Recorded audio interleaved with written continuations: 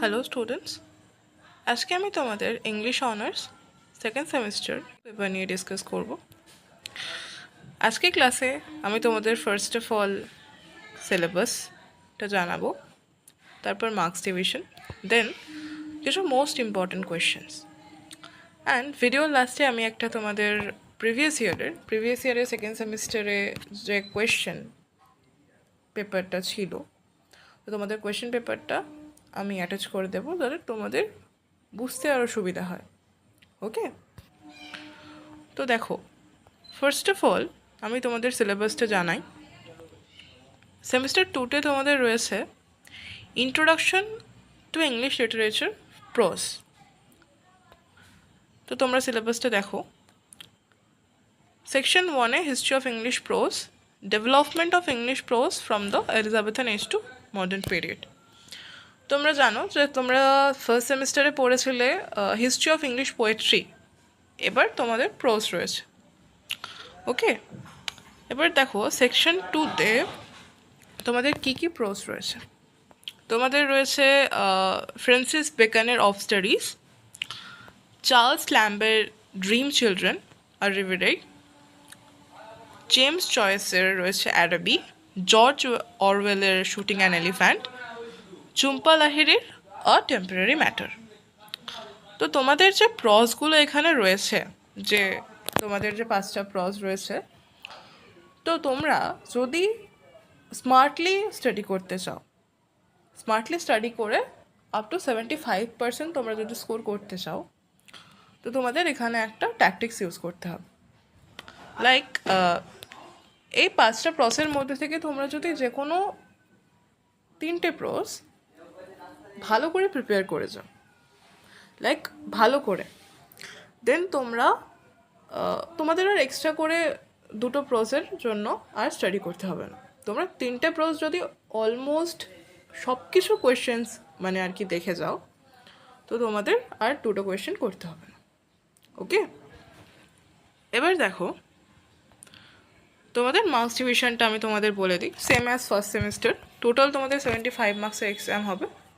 Section 1-এ history of English prose রয়েছে, Elizabethan to modern. তো সেখান থেকে তোমাদের 15 মার্কসের 1 কোয়েশ্চেন, 5 মার্কসের 1 কোয়েশ্চেন করতে হবে। সেকশন 2-তে প্রজ রয়েছে, যে প্রজগুলো আমি তোমাদের বললাম, সেখান থেকে তোমাদের 3টে লং কোয়েশ্চেন করতে হবে 15 মার্কসের, অ্যান্ড 5 মার্কসের 2 কোয়েশ্চেন্স, টোটাল 75। ওকে, এবার দেখো তোমাদের যে আমি সাজেশনগুলো বলে দিচ্ছি সেগুলো এবারের জন্য মোস্ট ইম্পর্টেন্ট। যেগুলো স্টার করা আছে সেগুলো তোমরা মোস্ট ইম্পর্টেন্টলি ফার্স্টে করে ফেলবে, দেন যে অল্টারনেটিভ কোয়েশ্চেনগুলো আমি রেখেছি সেগুলো করবে। ওকে, দেখো ফার্স্টে সেকশন 1 মানে অর্থাৎ হিস্ট্রি অফ ইংলিশ প্রোজ।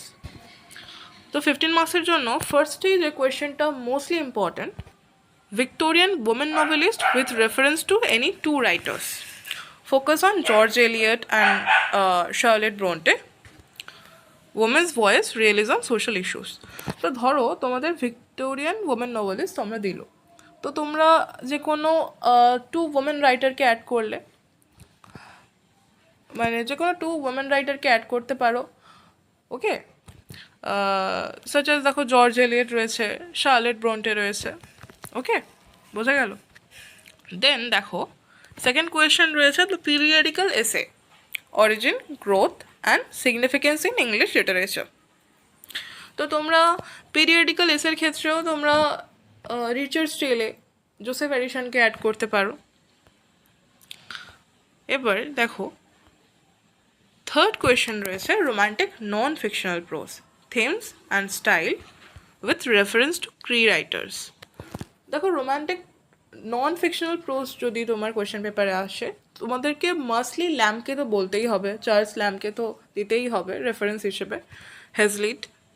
ওকে, এবার দেখো এই যে 3 কোয়েশ্চেন আমি বললাম, এই 3 কোয়েশ্চেন্সগুলো করার পরে দেন অল্টারনেটিভগুলো করবে। ওকে, আর যারা চাইছো যে একটু অল্প পড়বে, তাহলে তাদের এই 3 কোয়েশ্চেন্স করলে এর মধ্যে যে কোনো একটা চলেই আসবে ইজিলি।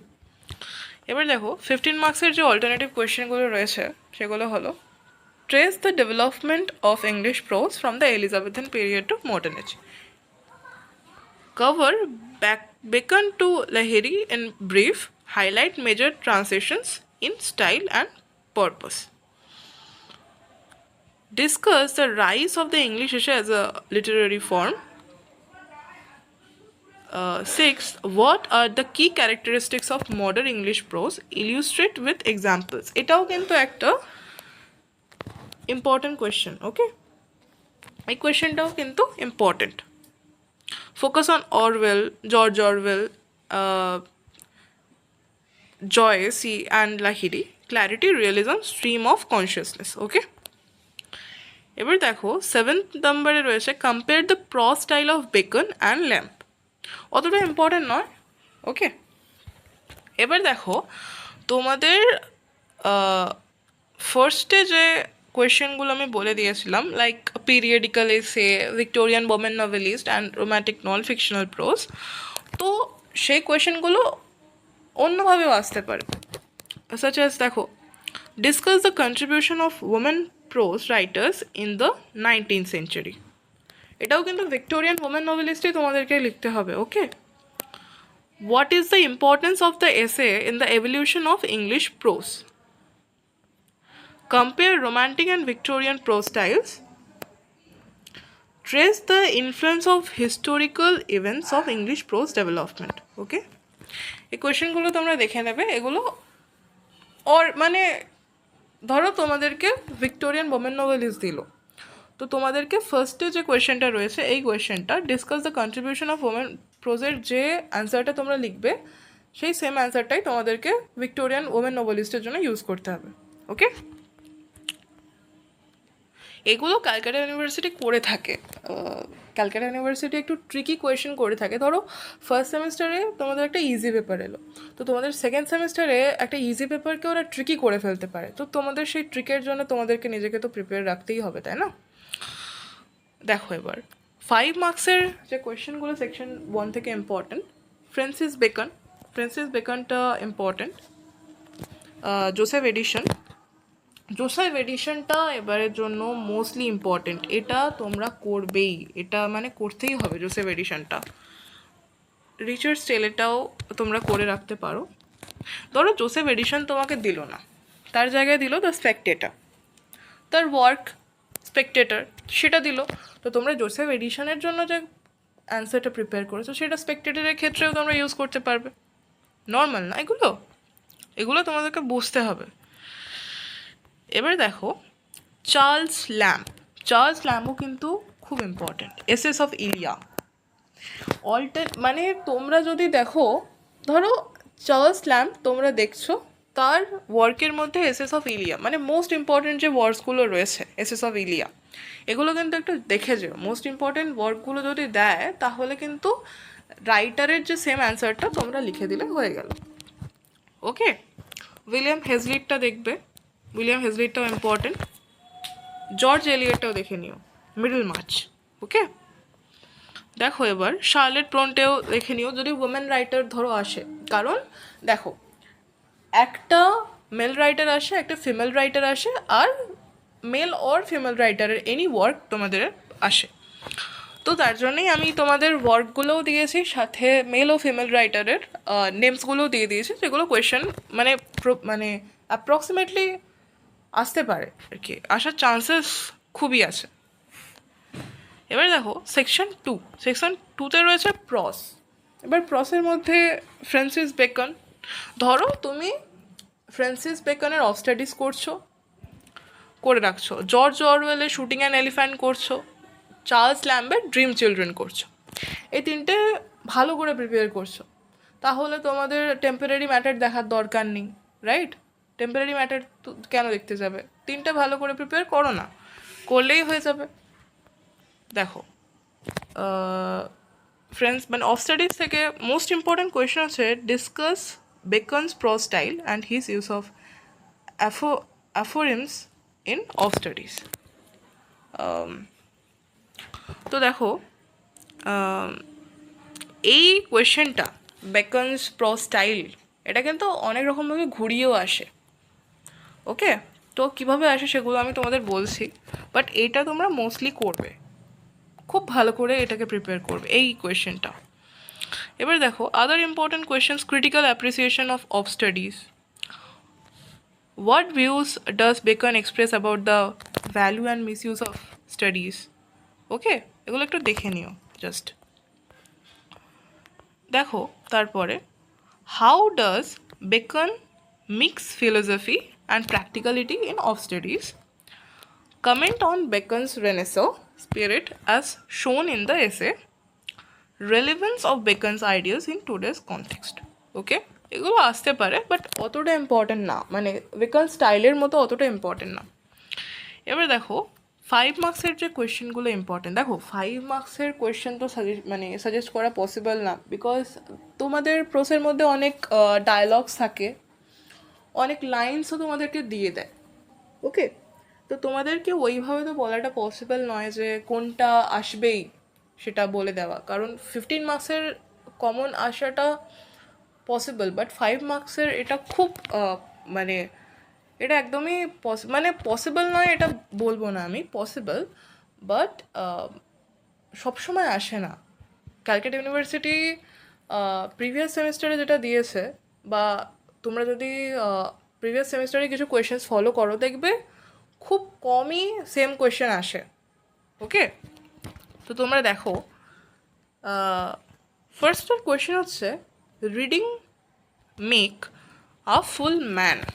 এটা কিন্তু অফ স্টাডিজের একটা লাইন, তো তোমাদেরকে ডেসক্রাইব করতে হবে যে এটার মিনিং কী বা এটার এক্সটার্নাল মিনিং কী।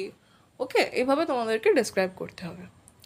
সেকেন্ড কোয়েশ্চেন দেখো, what according to Bacon is the utility of studying books? এটাও important question. What does Bacon say about different kind of books? Okay, then দেখো others ways it can come, Bacon as a father of English essay, এটা তোমাদের 5 মার্কসের জন্য আসতে পারে। ওকে, এটা 5 মার্কসের জন্য আসতে পারে। এটা তোমাদের সেকশন 1-এ যে হিস্ট্রি অফ ইংলিশ প্রোজ আছে ওখানেও কিন্তু এইভাবে আসতে পারে, beacon as a father of English এসে। তো তোমরা এটা দুভাবে করে রাখতে পারো, একটা তোমরা এই প্রসের জন্য রেডি করলে, আর তোমাদের এলিজাবেথেন টু মডার্ন পিরিয়ডের যে রাইটার্সগুলো করছো তাদের মধ্যেও এই কোয়েশ্চেনটা করে নিতে পারো, কারণ বেকন করলেই ফাদার অফ ইংলিশ এসে করা হয়ে যাবে। Second question, themes of education and learning, Bacon's didactic approach in prose. Okay, then দেখো সেকেন্ড কোয়েশ্চেন, চার্লস ল্যামের ড্রিম চিলড্রেন। এখান থেকে মোস্ট ইম্পর্টেন্ট কোয়েশ্চেন হচ্ছে analyse the autobiographical elements in dream children. Most important question guys, তোমাদেরকে এটা করতেই হবে।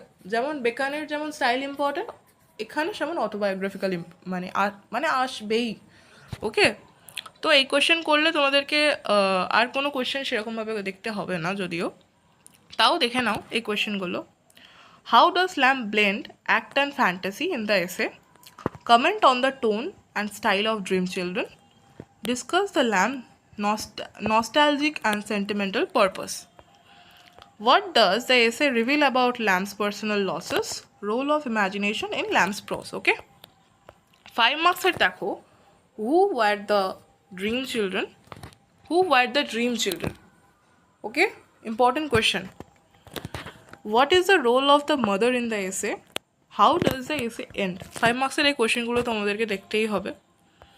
এবার দেখো আদার্স ওয়ে, মানে কীভাবে এই কোয়েশ্চেনগুলো কীভাবে ঘুরিয়ে দিতে পারে। Lamb's romantic prose style, use of reverie as a literary device, emotional truth in Lamb's writing. Okay, এবার দেখো থার্ড, জেমস জয়সি অ্যারাবির 15 মার্কসের ইম্পর্টেন্ট কোয়েশ্চেন হলো discuss the theme of disillusionment in Araby. এই কোয়েশ্চেনগুলো করলে আদার ইম্পর্টেন্ট কোয়েশ্চেনগুলো তোমরা একটু দেখে নিও জাস্ট।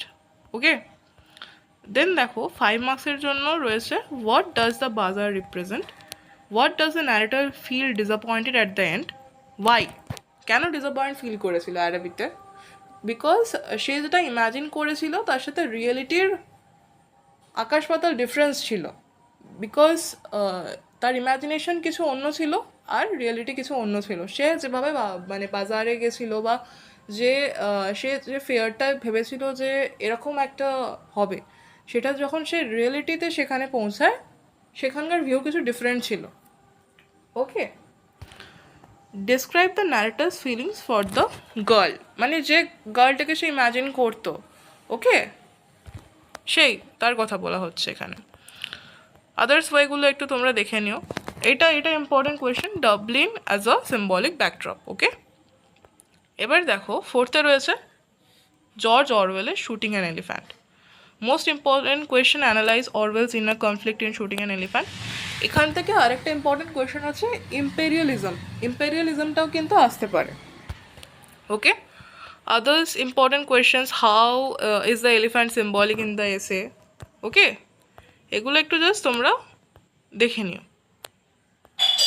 তারপরে দেখো critically examine Orwell's views on imperialism. What role does fear and pressure play in Orwell's decision? Comment on the use of irony in the essay. How does Orwell combine personal experience and political message? 5 মার্কসের জন্য দেখো, why does Orwell shoot the elephant? মানে shooting an এলিফ্যান্টটা totally একটা এলিফ্যান্টকে ঘিরে, সে যে brutally একটা মানুষকে মেরে ফেলেছিল এটা নিয়েই একটা, আর ব্রুটালি তাকে হত্যা করা হয়েছিল সেটা নিয়ে একটা প্রস। তো এটা খুবই ভালো, তোমরা যদি এটাকে ভালো করে স্টাডি করো তো তোমাদের খুবই ভালো লাগবে। What does the elephant symbolize? What is the Orwell's attitude towards British colonialism? Okay, others এগুলো একটু তোমরা দেখে নিও। ঝুম্পা লাহিড়িরটা আমি আর তোমাদেরকে বলছি না, এগুলো জাস্ট তোমরা দেখে নাও। Analyse the theme of emotional disconnect in a temporary matter. Other important কোয়েশ্চেনগুলো জাস্ট তোমরা একটু দেখে নিও, এগুলো অতটা ইম্পর্টেন্ট নয়, তোমরা একটা কোয়েশ্চেন করলেই তোমাদের হয়ে যাবে। 5 মার্কসের জন্য দেখে নাও, এগুলো একটু দেখে নিও, তোমরা দেখে নিও এগুলো। ওকে, এবার দেখো হচ্ছে এটা হচ্ছে তোমাদের প্রিভিয়াস ইয়ারের কোয়েশ্চেন। ওকে, প্রিভিয়াস ইয়ারে 2024-এর এটা সেকেন্ড সেমিস্টারের কোয়েশ্চেন পেপার।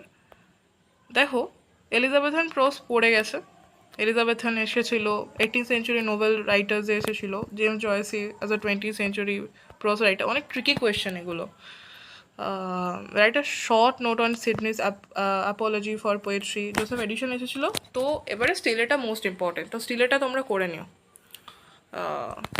ক্যাথরিন এসেছিলো, ক্যাথরিন ম্যানফিল্ড। আর ফ্রান্সিস বেকনের স্টাইল এসেছিলো, অফ স্টাডিজের। এগুলো বললাম না, স্টাইল ইম্পর্টেন্ট। ড্রিম চিলড্রেন, এখানে অটোবায়োগ্রাফিক্যালটা ইম্পর্টেন্ট। দেখো অ্যারাবির টাইটেল এসেছিলো, এগুলো একটু তোমরা করে নিও। দেখো এগুলো হচ্ছে 5 মার্কসের জন্য এসেছিলো। ওকে, এই ছিল আজকের ক্লাস। আর তোমরা যদি কেউ মানে সেকেন্ড সেমিস্টারে নোটস পারচেস করতে চাও, সেকেন্ড সেমিস্টারে আদার সাবজেক্টসগুলো পড়ানো হয়ে থাকে, ঠিক আছে? তো তোমরা যদি এগুলো পড়তে চাও তো কন্ট্যাক্ট করতে পারো। ওকে।